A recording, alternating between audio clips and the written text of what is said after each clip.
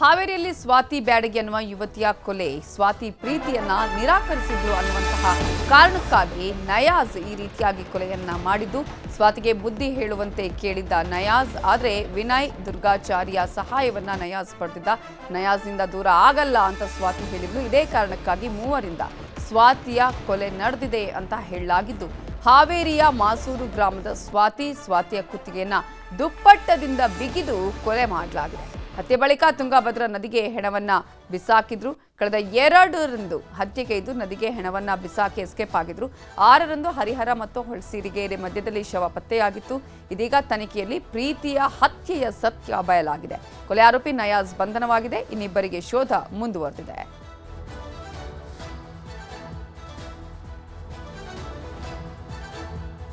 ಇನ್ನು ಕೊಲೆಯಾದ ಸ್ವಾತಿ ತಾಯಿ ಶಶಿರೇಖಾ ಅವರನ್ನ ನಮ್ಮ ರಿಪೋರ್ಟರ್ ನಾಗರಾಜ್ ಮಾತನಾಡಿಸಿದ್ದಾರೆ. ಆ ಸಂದರ್ಭದಲ್ಲಿ ಮಗಳನ್ನ ನೆನೆದು ತಾಯಿ ಕಣ್ಣೀರು ಹಾಕಿದ್ದಾರೆ.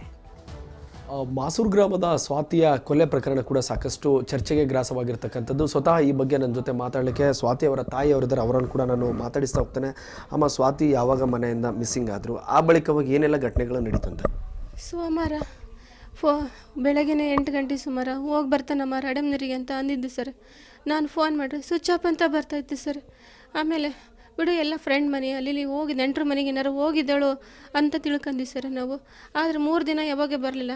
ಆ ನಂತರ ನಾವು ಕಂಪ್ಲೇಂಟ್ ಕೊಡೋಕ್ಕೆ ಹೋದ್ವಿ 7ನೇ ತಾರೀಕಿಗೆ. 7ನೇ ತಾರೀಕಿಗೆ ನಾವು ಸರಿ ತಮ್ಮ ವಿಚಾರಿಸ್ತೇವೆ ಎಲ್ಲ ಮಾಡ್ತೇವೆ ಎಲ್ಲ ಅಂತ ಅಂದ್ರಿ ಸರ್. ಅಂದ ನಂತರ ನಮ್ಮ ಮನೆಗೆ ಬಂದಿ ಸರ್. 2 ದಿನ ಬಿಟ್ಟು ನಾವು ಮತ್ತೆ ಸ್ಟೇಷನಿಗೆ ಹೋದ್ವಿ ಸರ್. ಆಮೇಲೆ ಇಲ್ಲ ಸರ್, ತನಿಖೆ ನೋಡ್ತಿದ್ದೀವಿ, ಅದೇನು ಅನ್ನೋದು ಕ್ರಮ ತಗೊಂತೀವಿ, ನಿಮಗೇನು ಇದು ಅನ್ಯಾಯ ಎಲ್ಲ ಆಗಲ್ಲ, ನಿಮ್ಮ ನ್ಯಾಯ ಧರಿಸ್ಕೊಡ್ತೀವಿ ಅಂತಲೇ ಅಂದರು ಸರ್. ಆಮೇಲೆ ನೆಕ್ಸ್ಟ್ ಮಾರನೇ ದಿನ ಫೋನ್ ಮಾಡಿ ಈ ಥರ ಮತ್ತೆ ಮನೆಗೆ ಬಂದರು ಸರ್. ಬಂದು ಎಲ್ಲ ನೋಡ್ಕೊಂಡು ಹಿಂಗೆ ಬಾಡಿ ಸಿಕ್ಕಿದೆ, ನಿಮ್ಮದು ಹೌದಲ್ಲ ಅದನ್ನು ನೋಡ್ಕೊಂಬರ್ರಿ ಅಂದರು ಸರ್. ಇನ್ನೊಂದು ಈ ಪ್ರಕರಣದಲ್ಲಿ ಕೂಡ ಓರ್ವ ಯುವಕನನ್ನು ಕೂಡ ಈಗಾಗಲೇ ಬಂಧನ ಮಾಡಿರ್ತಕ್ಕಂಥ, ಅದು ಕೂಡ ನಯಾಜ್ ಅನ್ನೋ ಯುವಕನನ್ನು ಬಂಧನ ಮಾಡಿದ್ದಾರೆ. ಇವ್ರು ಹೆಂಗೆ ಪರಿಚಯ ಆದ್ರೆ?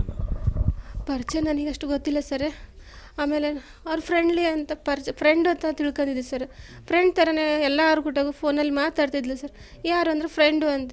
ಮತ್ತು ಅವ್ರು ಓದ್ತಾ ಇದ್ಲ ಸರ್, ಫ್ರೆಂಡ್ ಬಿಡು ಅಂತ ನಾವು ತಿಳ್ಕೊಂಡಿದ್ವಿ ಸರ್. ಯಾರು ಅನ್ನೋದು ನಮಗೆ ಗೊತ್ತಿಲ್ಲ ಸರ್. ಅಲ್ಲಿ ಸ್ಟೇಷನಿಗೆ ಹೋದ್ಮೇಲೆ ನಮಗೆ ಗೊತ್ತಾಯ್ತು, ಬಾಡಿ ನನ್ನ ಮಗಳದ್ದೇ ಇದು, ನಂದೇ ಇದು ಅಂತ ಹೇಳಿ ಗೊತ್ತಾದ್ಮೇಲೆ ಸರ್ ನಮಗೆ ಇದಾಗಿದ್ದು. ನನ್ನ ಮಗಳು ಇಲ್ಲೇ ಎಲ್ಲ ಹೋಗ್ಯಾಳೆ, ಬರ್ತಾಳೆ ಬಿಡು ಮನೆಗೆ ಅಂತ ಹಿಂಗೆ ತಿಳ್ಕೊಂಡಿದ್ವಿ ಸರ್. ಈ ಥರ ಅನಾಥ ಆಗತ್ತೆ ಅಂತ ನಮಗೆ ಗೊತ್ತಿದ್ದಿಲ್ಲ ಸರ್. ಎಲ್ರಿಗೂ ಬೇಕಾದಡ್ರಿ ಸರ್ ಅವಳು ನನ್ನ ಮಗಳು. ಸಣ್ಣ ಹುಡ್ರಿಂದ ಎಷ್ಟು ಇದ್ಲು ಸರ್. ಯಾಕೆ ಮನೆಗೆ ಬಂದಂದ್ರೆ ಹುಡ್ರೆಲ್ಲ ಮೊದಲು ಕೆಡೋದು ಸರ್ ಮನೆಗೆ. ಒಟ್ಟಾರೆಯಾಗಿ ನನ್ನ ಮಗಳಿಗೆ ಸಾವಿಗೆ ನ್ಯಾಯ ದೊರಕಿಸಿಕೊಡು ಎಂಬುದನ್ನು ಕೂಡ ಅವರು ಕಣ್ಣೀರಿಟ್ಟು ಕೂಡ ಅಳಲನ್ನು ತೋಡ್ಕೊಳ್ತಾ ಇದ್ದಾರೆ. ನಾಗರಾಜ್ ಮಾಕಾಪುರ್, ನ್ಯೂಸ್ 18 ಕನ್ನಡ, ಹಾವೇರಿ.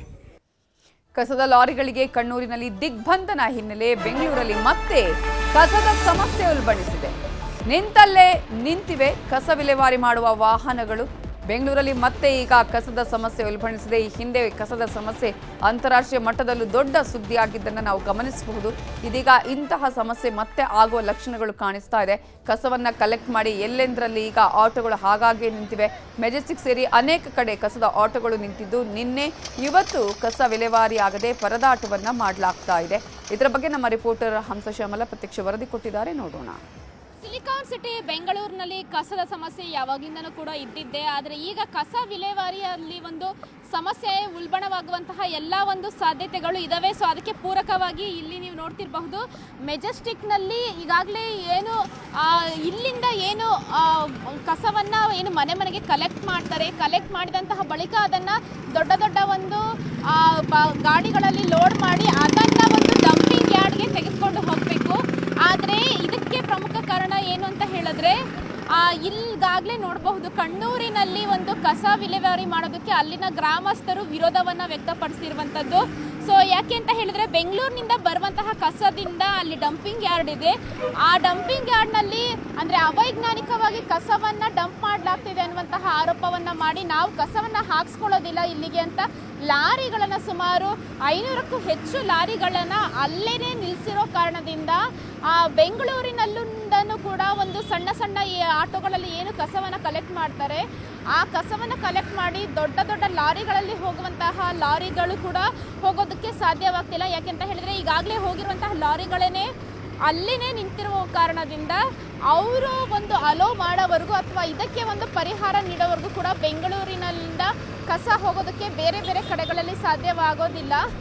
ಡಂಪಿಂಗ್ ಯಾರ್ಡ್ಗಳು ಹಲವಾರು ಕಡೆಗಳಿದ್ದಾವೆ, ಆದರೆ ಕಣ್ಣೂರಿನ ಭಾಗಕ್ಕೆ ಹೋಗುವಂತಹ ಆ ಡಂಪಿಂಗ್ ಯಾರ್ಡ್ಗೆ ಅಂದರೆ ಹೋಗುವಂಥ ಕಸಗಳು ಏನಿದೆ ಅದು ವಿಲೇವಾರಿ ಸರಿಯಾಗಿ ಆಗ್ತಿಲ್ಲ. ಸೊ ಇದರಿಂದ ನೋಡಬಹುದು ಮೆಜೆಸ್ಟಿಕ್ನ ಸುತ್ತಮುತ್ತ ನಿಂತಿರುವ ಜಾಗದಲ್ಲೇ ಒಂದು ಕಸದ ಲಾರಿಗಳು ನಿಂತಿದೆ. ಸೊ ಇದರಿಂದ ಜನರಿಗೆ ಓಡೋದಕ್ಕೆ ಕೂಡ ಸಮಸ್ಯೆಯಾಗುತ್ತೆ.